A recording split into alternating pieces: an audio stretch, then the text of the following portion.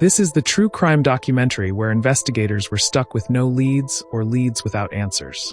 Out of the blue, police received all the clues from a source that helped them solve the case and arrest the suspect. Would you believe that the source that helped the police was the victim herself? Back in the day, newspapers headlined this case as Voice from the Grave. In this video, let's take a closer look at the Teresita Basa case.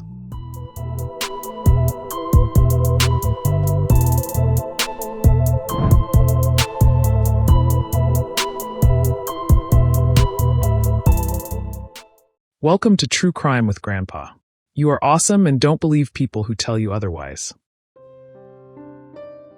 In the city of Chicago lived 47-year-old Teresita Basa.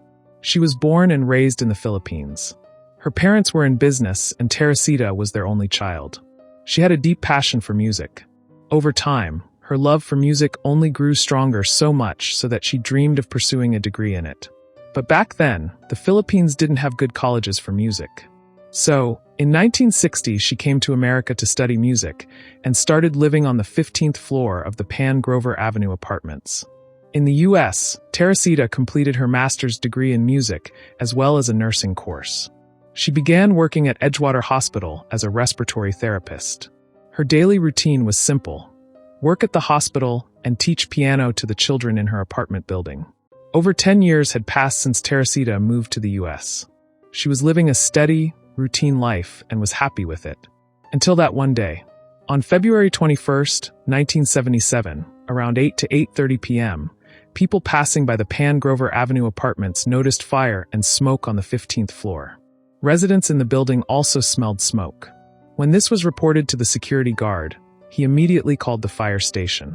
The firefighters arrived at the apartment building. One team worked to stop the fire from outside while another team went to the flat on the 15th floor. The door was locked. Somehow, the firefighters managed to get inside and noticed that the fire had already been put out. Most of the things in the apartment were burnt. But then a hump on the mattress drew their attention. It looked like there was something underneath. When the firefighters removed the mattress, they were horrified. A woman was lying there.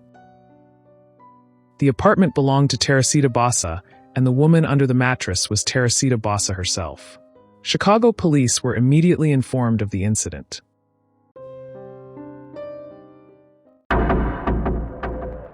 The police arrived in no time. They examined the body and noticed she was in her chest area. Based on that, they formed the opinion that Teresita had been taken advantage of physically and then in the chest. They believed the suspect might have set the fire with the intention of destroying evidence. The body was moved to the hospital for an autopsy. Meanwhile, police informed her family in the Philippines that Teresita Basa was no more. They immediately flew to Chicago. After the forensic tests were completed, her body was handed over to the family, and they took her body back to the Philippines and bid her bye, according to their rituals. The autopsy report came in, but there was no mention that Teresita had been taken advantage of physically. From the marks on her neck, it was concluded that the suspect tried to and then her in the chest. But what could be the motive for the crime? The apartment was messy with everything scattered everywhere, so robbery could have been the motive. But there were no signs of forced entry into the flat. This led to the conclusion that the suspect was not a stranger, but someone Teresita knew and trusted. At this point, police were waiting for a lead. Any lead to move the case forward. They began questioning neighbors and people she knew. On searching Teresita's home for clues, they found a notepad where she listed her daily tasks. The most recent entry read, "Get theater tickets for AS." What was AS? Is it initials of a person? And if so, who is AS? Could AS be behind what happened to Teresita? There was no one with the initials AS among the people Teresita knew. Then Ruth Loeb, a good friend of Teresita's, came forward to speak with police. She explained that she and Teresita used to talk on the phone almost every day. On the day of the incident, Ruth had called Teresita around 7:10 p.m. and they talked for 10 to 20 minutes. During the call, Teresita mentioned that a guest was visiting her that night and she needed to prepare for the guest. Before Ruth could ask who the guest was, Teresita hung up the phone. Who was this guest? Was the guest AS? Police searched for any clue the guest might have left behind in Teresita's apartment, but found nothing. Nobody reported seeing anyone enter or leave her flat that night. About 6 months passed since the incident, and the case was going nowhere. Detective Joseph Stachula, who was handling Teresita's case, received a note from a man named Dr. Chua saying he had something to share about Teresita Boss's case. Detective Joseph met Dr. Chua. What Dr. Chua was about to say was unfathomable to Detective Joseph Stachula. Dr. Chua explained that his wife, Remy Chua, worked as a respiratory therapist at Edgewater Hospital and had been a colleague of Teresita Bossa. He and Remy were from the Philippines, just like Teresita, which made Teresita and Remy not just colleagues but friends. When police went to Edgewater Hospital to make inquiries, Remy shared the details she knew. After that, Remy cried a lot and eventually slipped into sleep. When she opened her eyes, she was terrified to see Teresita standing in front of her, slowly moving toward her. Remy shared this experience with her husband, Dr. Chua. Since they both are from medical professions, they concluded that Remy was just hallucinating. That was understandable because Teresita had been a good friend, and her loss had devastated Remy, possibly triggering the delusion. Dr. Chua had never met, seen, or spoken to Teresita. But after that experience, Remy often talked about her. About 5 months after the incident, Dr. Chua came home from work as usual. He saw his wife, Remy, asleep but murmuring something. He asked if everything was okay. Remy sat up and said, "Doctor, I want to talk to you about something. The one who ended my life is still out there, free. Please help me." Dr. Chua froze. It was his wife speaking, but the voice wasn't hers. Dr. Chua asked the voice who she was. The voice from Remy's body replied, "I am Teresita Bossa. Don't be scared, I just need your help." Alan Showery came to my apartment to repair the television, but he grabbed me by the neck, dragged me to the living room, stabbed me in the chest, and took my life. Please help me arrest him by informing the police. After saying this, the voice faded, and Remy fell asleep. Dr. Chua was shaken to his core. First of all, the voice he heard wasn't his wife's, and secondly, the voice was in the Philippines Tagalog language. Though Dr. Chua and his wife Remy were from the Philippines, they never talked to each other in the Philippines Tagalog language. This was such a chilling experience that even his medical background wasn't able to answer why he experienced what he experienced. The next day, he told Remy everything, but she remembered nothing. A few days later, another incident occurred. One day Dr. Chua and Remy were sleeping. Suddenly Remy started murmuring in Teresita's voice. The voice grew clear and loud. It said, "Why are you not helping me? Why are you not informing the police? If you don't go to the police, I will not leave Remy's body." Dr. Chua replied, "On what grounds can I go to the police? Moreover, being a doctor, if I base my story on a ghost's voice, people will laugh at me." Teresita's voice said, "On the night of the incident, Alan Showery came to my apartment at 8 p.m. to repair the television. I saw him stealing my jewelry. When I caught him, he stabbed me in the chest, and set my apartment on fire before leaving. Later on, Alan Showery gave the jewelry to his girlfriend, Yanka Kalmuk. After saying this, Teresita left Remy's body. It was then that Dr. Chua finally decided to reach out to Detective Joseph Stachula. The detective listened carefully to everything Dr. Chua told him, and it was hard for him to process all the information he had just received. Detective Joseph wanted to give it a shot because Alan Showery could be the AS mentioned in Teresita's notepad. Get theater tickets for AS. And to be honest, the investigators didn't have any other solid leads, so this clue became their main source of confidence in solving the case. From Dr. Chua, it was known that Alan was at Teresita's flat to repair her television. The detectives browsed through the visitor's register and noticed entries of repairmen. And Teresita's television was also found damaged. But this raised another question. If Alan was only a repairman, why would Teresita plan on buying theater tickets for him? He must be well known to Teresita. Detectives started to trace out Alan Showery. To their shock, they discovered that Alan worked as a technician at the same hospital where Teresita was employed as a respiratory therapist. The next stop for the detectives was at Edgewater Hospital.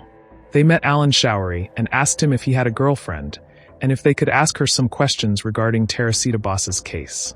Alan Showery has given the address without showing any resistance.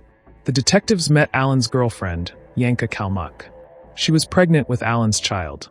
They were about to get married.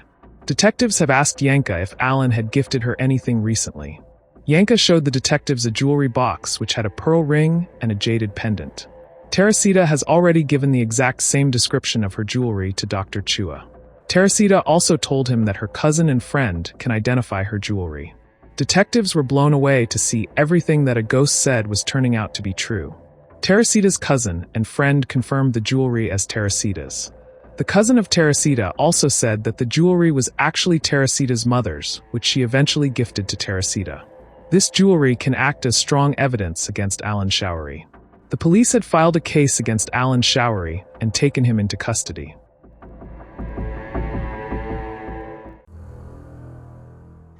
Police started interrogating Alan for his statement, but he refused to admit it. Then the police narrated to Alan how he went to the flat to repair the television, how he stole the jewelry, how he ended Teresita Boss's life and set the flat on fire before he left. Alan was taken aback to hear exactly what happened that night from the police. According to a few reports, Alan admitted to both robbery and taking the life of Teresita, but only under police pressure that his pregnant girlfriend would be convicted if he did not admit. The case went to trial and became viral all over America because the clues were given by a ghost. Before the court, Alan went against the statement he had given to the police and put forth a new argument that he had robbed the jewelry, but did not take the life of Teresita Bossa, and that Teresita Bossa was alive when he left the flat. Alan used this argument because there was evidence of robbery, but there was no evidence that he took her life. The only evidence was the ghostly voice of Teresita Bossa speaking through Remy's body. But that couldn't be used as evidence in a court of law. There was no other evidence. At last the court's judgment came in favor of Alan Showery due to unsatisfactory evidence. Alan was in police custody, but he was going to be set free very soon. A few hours before Alan got free, he confessed everything he did to Teresita that night. On February 21st, 1977, Alan agreed to visit Teresita's apartment at 8 p.m. to repair the television. Around 8 p.m., he arrived at Teresita's apartment and checked the television, but he didn't have any tools with him to repair it. Alan left the apartment, saying he would return in a while with the tools. When he came back to the apartment, he started repairing the television. Teresita went into the kitchen to get something for Alan. Then he went into another room and stole a jewelry box he found there.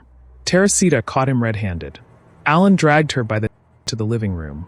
She tried to fight him off, but he was too strong. Soon after, she lost consciousness. That's when Alan stabbed her in the chest. He immediately realized he had made a terrible mistake, but it was already too late. To get away with the crime, Alan came up with a plan. He first Teresita Boss's body, so the police would be misled into thinking she had been taken advantage of physically. He did this to manipulate police into thinking that robbery was not the motive for the crime. He then placed a mattress over Teresita and set it on fire. He locked the apartment door on his way out. Alan confessed all of this on record in front of law enforcement officials. With this confession, the case went back to trial. The same story that was outright rejected before, when it was claimed to have come from a ghost, was now accepted as evidence when it came directly from Alan's own confession. In 1979, the court sentenced Alan Showery to 14 years in prison, but he was released on parole in 1983. Some say Teresita Boss's ghost compelled Alan Showery to confess, and some say Alan Showery confessed out of his own remorse.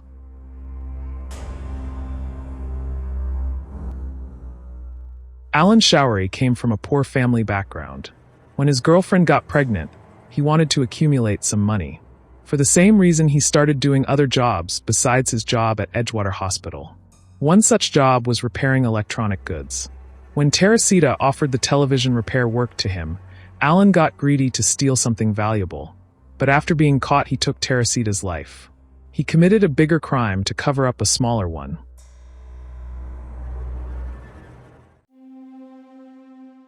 Alan initiated a robbery plan hoping to get rich quickly, so he can provide for his child. But ironically, he wasn't even around when the baby was born. What kind of example was he trying to set for his upcoming child? Teresita was kind and moved by Alan's financial situation, which was why she invited him to repair her television. Honestly speaking, all she wished for Alan was nothing but good.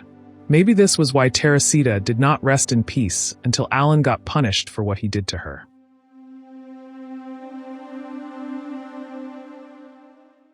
So what do you think about this case? If you were the victim, how would you try to get away?